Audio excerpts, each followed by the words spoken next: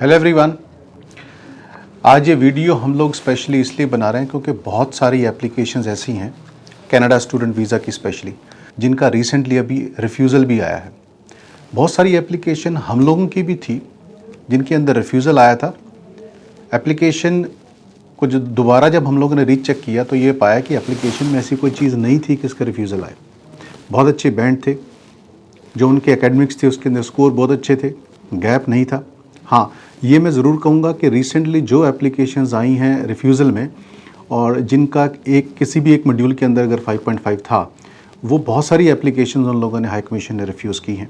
लेकिन वो सारी एप्लीकेशन जिनके अंदर 5.5 वाली स्टोरी नहीं थी, ठीक है, उसके अलावा बैंड अच्छे थे, गैप नहीं था, एकेडमिक स्कोर बहुत अच्छा था, इस तरह की कुछ एप्लीकेशन हम लोगों की भी रिफ्यूज़ हुई थी। प्लस उसके साथ में बहुत सारे ऐसे एप्लीकेंट जिनकी रिफ्यूज़ल हुई थी, उन लोगों ने हमें कॉन्टैक्ट भी किया और उनकी एप्लीकेशन हम लोगों ने रीअप्लाई भी की। तो पिछले कई दिनों से ट्रेंड था कि बहुत सारी ऐसी वीज़ाज़ तो डेली आते हैं, वीज़ाज़ की कोई दिक्कत नहीं है, लेकिन एक ऐसी एप्लीकेशन का वीज़ा जिसका पहले रिफ्यूज़ हो चुका है, इस तरह के वीज़ाज़ भी पिछले कई दिनों से आ रहे थे। पहले एक आया, फिर 3 आए, फिर और बहुत सारे आए। फिर मुझे समझ में आया कि क्या ट्रेंड जो हाई कमीशन का हम सोच रहे थे कि रिफ्यूज़ल ज़्यादा दे रहे हैं, कोई ट्रेंड में प्रॉब्लम है, लेकिन ऐसा नहीं है। जब रिफ्यूज़ल आए थे सब पैनिक हो गया था, अब वीज़ाज़ आ रहे हैं तो अब सिचुएशन चेंज है। तो जो मेन पॉइंट जो जिसके लिए आज ये मैं वीडियो बना रहा हूँ वो ये है कि रिफ्यूज़ल के बाद में आप अपनी एप्लीकेशन को रीलॉन्च करें। बहुत सारी ऐसी एप्लीकेशन जिनकी रिफ्यूज़ल आई थी, जो बहुत सारे क्लाइंट बाहर से हम लोगों के पास में जिन्होंने आके एप्लीकेशन लगाई थी, बहुत सारी एप्लीकेशंस ऐसी थी जब उनको केयरफुली हमने वॉच किया तो उसके अंदर ये देखा कि जैसे एक नॉर्मल जो बेसिक वीज़ा एप्लीकेशन फॉर्म है वो ढंग से नहीं भरा हुआ था। उसके अलावा जो स्टेटमेंट ऑफ पर्पज़ है वो बड़ा वेग तरह का था, उसके अंदर कोई प्रॉपर इन्फॉर्मेशन नहीं थी, वही कट कॉपी पेस्ट वाली स्टोरी थी। उसके अलावा जो एडिक्वेट डॉक्यूमेंट लगने चाहिए थे वो नहीं लगे हुए थे। बहुत सारी एप्लीकेशंस तो ऐसी आई हमारे पास में कि जिसके बैंड 6.5 थे, 7 थे और एसडीएस के अंदर क्वालिफाई करता था वो एप्लीकेंट, लेकिन उसकी एप्लीकेशन के अंदर उसके कंसल्टेंट ने उसके फादर की इनकम टैक्स रिटर्न डाल दी, बैंक स्टेटमेंट लगा दी और दुनिया जहान के पेपर उसकी एप्लीकेशन में लगा दिए। सो बेसिकली एक कन्फ्यूजन का दौर खुद ही क्रिएट करके एक एप्लीकेशन का रिफ्यूज़ल हो गया। तो उन एप्लीकेशंस को कईयों को हमने लगाया था और रिसेंटली हम लोगों के कईयों के वीज़ाज़ ये पीपीआरस मेरे पास में हैं, इस टाइम आ गई हैं। तो अगर आप ये मेरा वीडियो देख रहे हैं तो सबसे पहले तो मैं आपको रिक्वेस्ट करूंगा कि प्लीज़ इसको आप शेयर करें, क्योंकि बहुत सारे ऐसे लोग जिनकी रिफ्यूज़ल आ गई है, एक डीमोरलाइजिंग फैक्टर दिमाग के अंदर आ चुका होता है।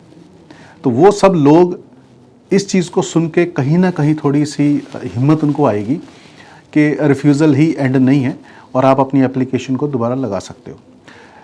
दोबारा जब आप अपनी एप्लीकेशन लगाएं तो प्लीज़ इनिशिएटिव लें कि आपका एप्लीकेशन फॉर्म में क्या आपने भरा है, जो स्टेटमेंट ऑफ पर्पस भरा है उसके अंदर आप रीजनिंग क्या डाल रहे हैं अपनी, और उसके अलावा ये मेक श्योर करें कि अगर आपकी एप्लीकेशन एसडीएस के अंदर है तो एसडीएस की एप्लीकेशन के अंदर बहुत सारे पेपर नहीं चाहिए, जैसे बैंक स्टेटमेंट्स नहीं चाहिए, इनकम टैक्स रिटर्न नहीं चाहिए।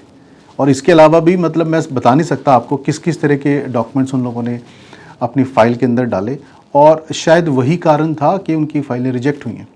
तो काइंडली जब आप रीलॉन्च करें, अगर आपको कोई दिक्कत आ रही है रीलॉन्चमेंट में, तो ये जो नंबर आप डिस्प्ले पे देख रहे हो, आप इस नंबर के ऊपर अपना जो रिजेक्शन लेटर है वो व्हाट्सएप कर सकते हो, साथ में आपकी जो क्वेश्चन क्यूरी है वह व्हाट्सएप कर सकते हो। और कभी भी आपका कोई क्वेरी है फाइल रीअप्लाई करने के अंदर, काइंडली आप हम लोगों के यहाँ लिख सकते हैं या हम लोगों के ऑफिस विजिट कर सकते हैं। एंड में मैं ये कहूँगा कि rejection is not the end of story.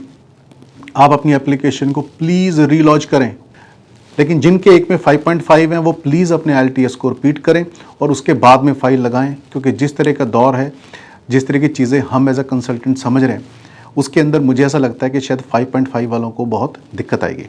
Rejection के साथ साथ अजीबोगरीब सी चीज़ें भी चल रही थी कि कोई चिनॉक्स सॉफ्टवेयर आ गया है, वो वाकई है, वो कोई नया नहीं है, वो बहुत पुराना सॉफ्टवेयर है जिसको कैनेडियन हाई कमीशन बहुत देर से यूज़ करती है। उसके बाद में आ गया कि जी 18 लाख एप्लीकेशन पेंडिंग है, येस वो हैं।